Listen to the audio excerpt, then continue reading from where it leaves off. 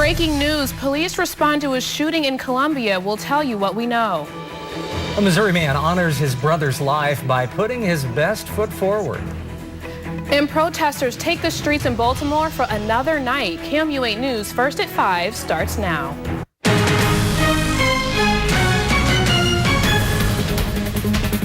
We begin with breaking news. Columbia police respond to a reported shooting near the corner of Forest and Grand Avenues. Good afternoon, everyone. I'm Jim Reed. And I'm Ashley Holt. So far, officials have only been able to give us a little bit of information. Here's what we know right now. A sergeant with the Boone County Sheriff's Office tells us one man was shot this afternoon. His status at this time is unknown. The Boone County Sheriff's Office was there for crowd control. We have a reporter on the scene and we'll bring you information when it becomes available. According to the National Cancer Institute, about 8% of Boone County residents are diagnosed with brain cancer each year. Today, at the Head for the Cure 5K event, Columbia residents sought to reduce that number. Today, Jessica's scans and examinations proclaim that she is cancer-free. All proceeds from the race went to brain cancer research, and Head for the Cure Chairman Matt Anthony said that Columbia has quite a few research efforts as well, but ultimately it's the funding that's scarce.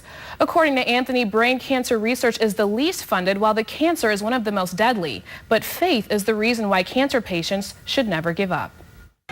It's faith in your ability to persevere, faith in your courage, faith in your family, faith in science to ultimately find a cure, faith in doctors, and faith in God. Since its founding in 2003, the Head for the Cure Foundation has raised about $5 million for brain cancer research. Tensions remain high in Baltimore with demonstrations turning violent overnight. Police arrested at least a dozen people. Fans at the Orioles-Red Sox game were even forced to stay inside Camden Yard because of the violence outside. NBC's Tom Costello reports. There was Tom Costello reporting Baltimore could be in for a long week. Police aren't expected to turn over the results of the investigation to prosecutors until Friday. In your other national news today, scores of marchers rallied in support of law enforcement officers. The crowd marched through the streets of Annapolis, Maryland, carrying a banner that read, "Blessed are the peacemakers." Others also held signs with the message, "Blue Lives Matter." The organizer is a group called United for Blue, whose goal is to increase support for law enforcement. The group works to unite officers with their communities. In world news, an international aid operation is underway in Nepal following the massive earthquake that killed more than 2,200 people. Saturday's quake was strongly felt in the capital city of Kathmandu. Strong aftershocks have continued, including one at 6.7. Aid workers say the situation could be much worse near the epicenter, where roads are blocked by landslides. It was a little bit rainy this weekend, but could the weather be warming up? Lance sends it over to Kenton with a look at the weather. Thanks so much. Good afternoon, everyone. 3 C's tonight. 3 C's. All right, thanks. You're welcome. Bass Pro Shops co-founder Johnny Morris not only deals with outdoor equipment, he deals with golf courses too. KOMU-8's Jack Cordy has been at the Bass Pro Legends Golf Tournament all day. He joins us live from just south of Branson. Jack? Thanks, Ashley and Jim. I'm here at the top of the Rock Golf Course, and as we zoom out, you can see just where this golf course has been built. Not too shabby. Now, the fans came here for the scenery, of course, but they also came here, obviously, for the golf. And it was a beautiful day as they wrapped up the final round of the Bass Pro Legends of Golf tournament. Now, you might have heard of the Bass Pro Shops themselves, but you might not have heard of Johnny Morris, the mastermind behind the golf course and tournament that comes with it. I've been talking to fans all day, many of them locals, and they've expressed nothing but kind words about what Morris has brought to this area. It was all about quality and experience, and the beautiful sunsets that are here and the views that you get from this vantage point on Table Rock Lake. He's capitalized on it, and to me, he's maximizing it every move he's making here. So enormous influence on what's going on here. Certainly it's his. Now, not only is there a golf course here, there's a 2.5-mile nature trail as well as a Civil War era museum. Elmquist said Morris wants to make this a universal destination, and, well, it seems like he's well on his way to doing just that. Reporting live near Branson, Jack Cordy. We'll be right back. A cyclist wearing a helmet camera got into a fight with a driver on the side of a Georgia road. What happened next took him by surprise. Thanks to his camera, he stayed on the right side of the law. Dante Renzulli reports. This kind of thing is extremely rare around here. Hear from him.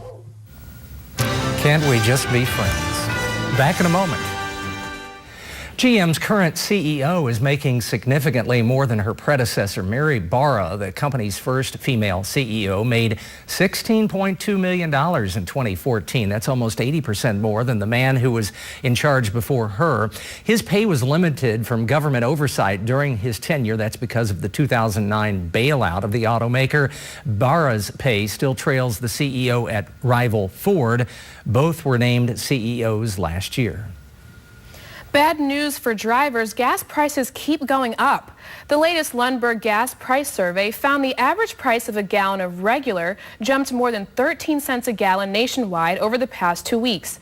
Prices have been rising for the past 4 weeks. The current national average stands at $2.58 a gallon. That's still more than $1 lower than it was this time last year. Lundberg cites a rise in crude oil prices and the transition to warm weather blends as the reason for the price hike. KOMU 8 News Today continues to bring you the news the way you want it. The latest installment, today's Top 8. It's a look at stories, 8 of them sure to make headlines in the day ahead. And as we head on into a brand new work week, temperatures look to hang out into the 60s, maybe a few opportunities for rain. We'll talk all about it tomorrow morning. And in our New and Now segment, news as it happens, close to home or overseas, wherever it's happening. Plus, as always, important updates to the local coverage we bring you each day. Coverage you can count on every morning starting at 4:30 right here on KOMU 8 News Today.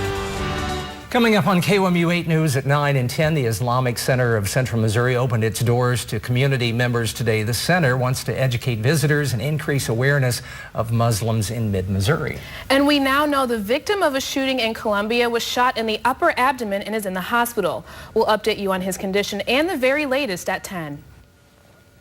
Looking at your hour-by-hour forecast, temperatures certainly getting down into the 60s and eventual 50s here this evening. Mostly clear skies expected all night long.